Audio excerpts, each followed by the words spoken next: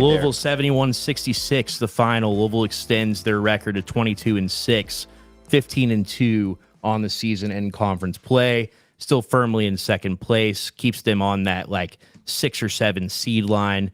Kind of just survived just a really sloppy, ugly, just gross game. Yeah, Gritty. Gritty. I don't even know if I'd call it gritty. I think it was just sloppy. They said Chucky's the player of the game. Yeah, Chucky's the leading scorer, scores 15 points and had 6 assists. But the 6 turnovers loom large for him in this performance. I think folks are going to remember this game from Chucky having his worst game of the year. And I think Vince is just hitting the nail on the head the whole game, just doing too much, just trying to overcompensate for some of the team's struggles as the senior guard. And I think this is a great learning opportunity for him. He's going to be in the gym, getting jumpers up tonight, sending pictures to Coach Kloman. We know that he is a relentless worker. And so I think this is actually a good thing for Louisville. Spin it positively. This is a good thing for Louisville. I mean, if you're going to have your worst game of the season, have it being a win. Yeah. I mean, and just on the road. In my opinion, just a lot to learn. Get to the plane, man. Just get home and get this game out of your mind. Now Louisville comes home for 3 straight home games to finish the stretch of the season. They finish the season 9-2 on the road. Yeah. That's awesome, man. Which is fantastic. Yeah. And I literally can't like laugh enough of the schedule, the fact that Louisville gets Cal and Stanford both at home. That's just so funny to me. That back-to-back in the year, you don't got to worry about the West Coast trip that you hear all these coaches complaining about in the Big Ten right now. You got to think, they scheduled Louisville like Louisville was going to be a bottom tier of the ACC team, right? Like they get Duke on the front end, they get North Carolina on New Year's Day. All of the teams that were perceived as really quality squads coming into the season, and it's really kind of played out that way as well. They kind of got on the front end. Even Clemson was earlier in the season.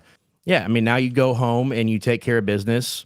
They haven't been as good of a team, in my opinion, at home. But I mean, look, that was a disgusting game. I think that's the only way to really describe it. Like, I don't think there's like I don't even know if I call it grit. I really don't, because they just kind of yes, the final play by Javon Hadley was fantastic. Yes. But they, in very similar fashion to the Georgia Tech game, it seemed like they did not adjust to the fact that Virginia Tech was hitting shots and they weren't. They just couldn't, And they, I mean, obviously they have a target on their back, right? Like Virginia Tech, which is nice to be at. Yeah, we absolutely. have not been in that spot. No, this is the highest Louisville's been ranked in 5 years. Yeah, and they're going to climb, assuming they win this weekend against Pittsburgh, because you have tonight, you have Iowa State upset last night, Texas Tech gets beat. So there's 2 top 10 teams right there that will fall out of the top 10. Now, the big thing to watch, like heading into Saturday, guys, is how is Chucky. Chucky comes out and let's say he turns the ball over that first 2-3 possessions. How is he going to respond now? The rest of the game. To be honest with you, Vince, I'm not super concerned about that, because look, this is a guy that's been just a absolute menace his entire career, right? Like he is a veteran leader. I don't think that a game like this, I mean, obviously it bothers him maybe during the game a little bit, but I mean, overall, I'm not too concerned about that. Look, you're talking about a guy who has started every single game that he's played in his college basketball career. He's played a lot of winning basketball in Wisconsin, played for a damn good basketball coach in Greg Gard. He is somebody that you feel really confident, like your star quarterback can put this one behind him, right? Like, we can't afford to have him. Right. You can't have him turn into Jack Plummer here, right? You need him to be Tyler Shuck, right? Like, who saw Jack Plummer catching strays tonight? Wouldn't be the football guys here without Jack Plummer catching a couple strays. But point being, you need him to bounce back and not continue to build off of those turnovers. And Louisville will get a team on Saturday in Pittsburgh who is sliding. I think we're going to see the end of the Jeff Capel era in Pittsburgh, whether he chooses to go somewhere else and coach or whether he is fired. I think that's another job that will be open next year. In Pittsburgh, again, going back to the game earlier this year, they've got a kid who's going to probably be a top 25 draft pick in Jalen Lowe. They've got Brandon Cummings. They've got Zach Austin. They've got, the Diaz-Graham twins. They've got capable players. Cameron Corrin has been good for them this year, coming from Florida State. So Pittsburgh is a capable team. They're going to be hungry. And I think this weekend, fans are going to be able to get the stripe out thing right. Like if you're watching, you're going to the game, make sure you go look at that and get where your seat's going to be. Getting out in that. I want no part of that. That's too much pressure for me this weekend. But no, Louisville, getting back home and being able to play in front of the home crowd will, obviously, hopefully rejuvenate them and keep the momentum going on the winning side. But that's the toughest game left between the three of these teams is Pittsburgh, in my opinion. Stanford's not a bad team, but I think Pittsburgh's a better team. And so for Louisville, you got to show up and win. Let's not get I was too gonna ahead say, of ourselves. We said the same thing in football. Right. So very similar structure for Stanford in basketball. Obviously very different because there's so many more players on the team, right? But it's a bad team with one really good star player in the league, Manor, and in this case, Raynaud. Maxine Raynaud for Stanford. So very similar sort of storyline for Stanford there. You have one guy that's probably going to be a NBA type of player, and then everything else is not. Yeah, so everyone else not is the there best. for school. And everyone else, That's right. But just real quick, going around the ACC, we touched on Pittsburgh. They fell earlier to Georgia Tech and fall to 7-10 in conference. And then Duke absolutely dismantled Miami. If I was Miami, I'd be like, can we just stop the season? Do we have to keep doing this? No. Like, this is we have to do it. Everybody else is Louisville had to do it. Roll Suffer it back more. out. Yeah. And then Louisville obviously picks up the win on Virginia Tech. So really all eyes turn to tomorrow night with Clemson. Clemson will take on Notre Dame. It is so insane to me that we're talking about. That is at home for Clemson. So that should be, you would think they're going to be favored or are favored by 14.5, looking at That the is so spread for wild to me ESPN. that Clemson is a basketball contender, because they're like, for me, Jacob, if I was to make a Duke comparison for football, my hatred of Duke and just how I don't need. For reference, I don't think Duke has a real football Right, they're team. basketball It's school. just there. Yeah, And that's what I think of as Clemson basketball. I'm like, there's no way Clemson has a basketball team that's No, actually worth a damn. They've really gotten it turned around and looked like he was going to be a coach on the way out. But they just showed something really interesting with Miami, and they are going to likely hire Jay Lucas. Okay, Jay Lucas. Sorry, thought it was Ja with the I at the end there, but I guess that makes sense. Like Ja Rule. Yeah, I don't know. So I called him J Rule. Yeah, but he is going to be the next coach at Miami. I don't really know what to think of that, because I look at the SEC and they're going out and they're hiring, the established coaches from other programs who have won and taking steps up. Right. That's what they just pointed out. He got a chance to check out his new digs tonight. Yes, exactly. He was getting the tour and they're talking to him, finishing the interviews, but Lucas is an assistant coach, for Duke, and has moved his way up the ladder. Was at Kentucky, if I'm not mistaken, right?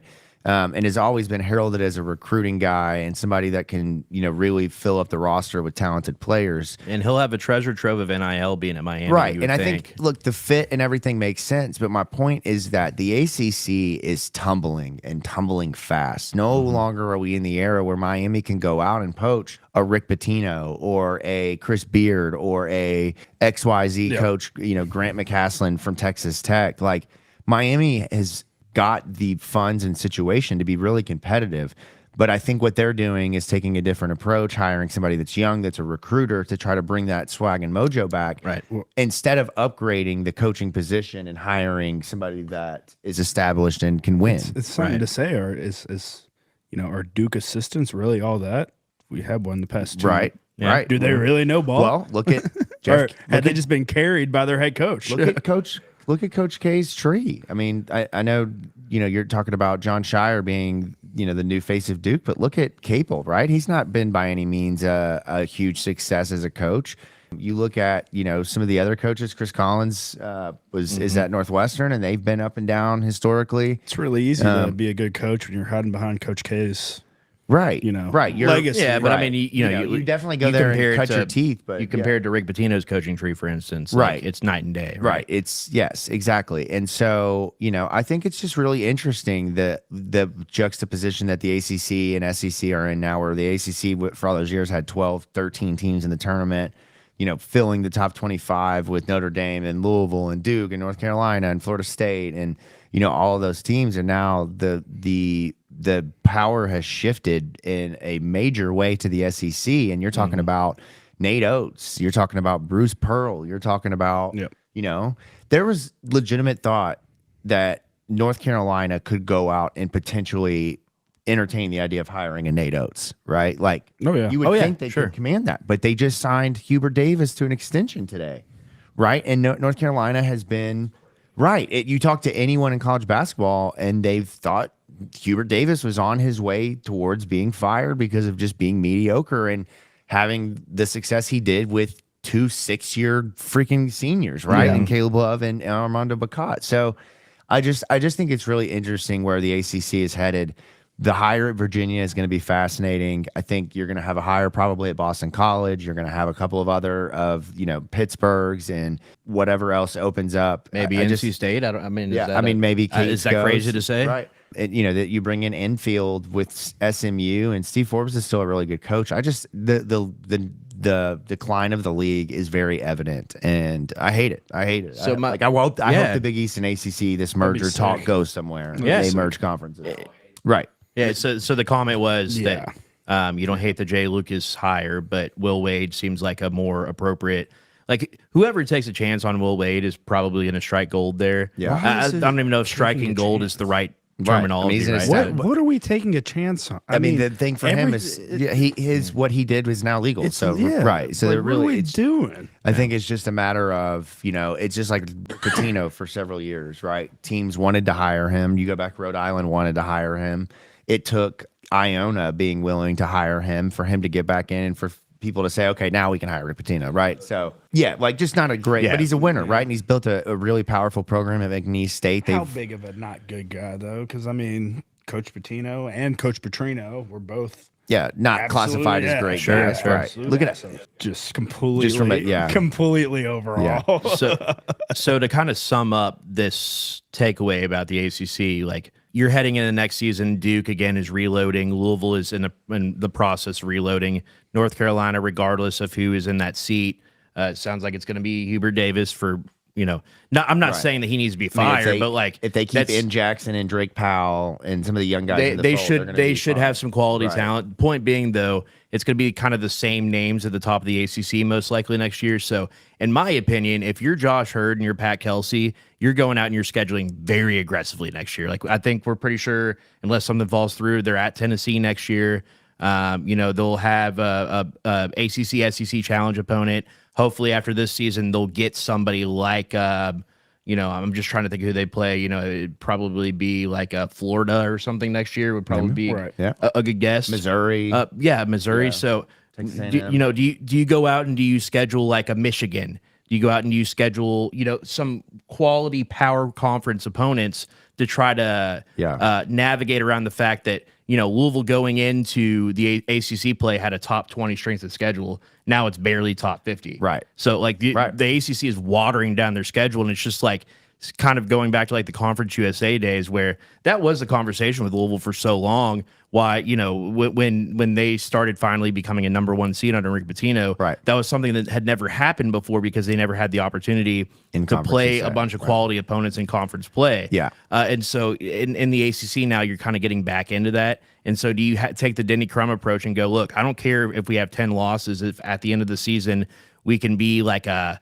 6 or 7 seed that nobody wants to play. Well, and look at Purdue right now. Purdue has 9 losses in the top 15 or in the top 20 because they scheduled extremely hard up front. They played a loaded schedule and they won a lot, but they also lost several, and they've lost a couple in the Big Ten, and yet they're still going to be looked at as a 4 seed, 3 seed, 5 seed, just depending on where they perform in the conference tournament. So I think it's a model of, for the SEC or for the ACC, they got to really step it up out of conference and play, some tough teams. And, I would personally like to see Louisville get in this NIL tournament. The players believe tournament. There hasn't been more talk about that. I think they're trying to, so logical. Right, but they're trying to keep, the top programs in the country in the fold, and Louisville has, up until now, Louisville has been down, right? So I think Louisville's going to events and some of these MTE events that take place. And, I think with that roster and, what we're expecting next year, they're going to be a team to definitely be reckoned with. Yeah. All right, last thing here, and then let's get out of here so I can go home and go to sleep because 8:30 work time isn't going to delay itself. No matter how long we talk on these microphones. Neither will 7:30. That's right. Yeah. We all got some big boy jobs in the morning to get to, but I think big takeaways tonight. Louisville wins ugly. Key phrase win. They keep the tiebreaker over Clemson to be in second place, looking really good at the double bye, assuming that you take care of business against Yeah, we clinched the double bye. So then you're locked into not even playing until day 3 of the ACC tournament. That's a huge step of positivity, considering the last 2 years you've been the lowest seed and you've played, and your team couldn't wait for the game to be over. Right. So you got a red-eye flight. Right. Right. Again, you're talking about we're going to Cabo, was already coach. booked. Can we get this over? Like, let's get this show on the road. But for Louisville, you pick up the win, but there's still a lot of flaws that are exposed here. When Rain Smith is not shooting well, what else can your team be? What else do you have from in the arsenal? I mean, when everybody's not shooting well, and when right, but Rain is 2 for 9 tonight. I mean, going to be probably some of the worst shooting he'll do all year. I mean, I think the overall takeaway is you saw some of the sloppiness that we saw early in the season. I think that they need to become more cognizant and really work on. There's just some very, very basic stuff that they're not doing well. Handoffs, passes that covering the have back door.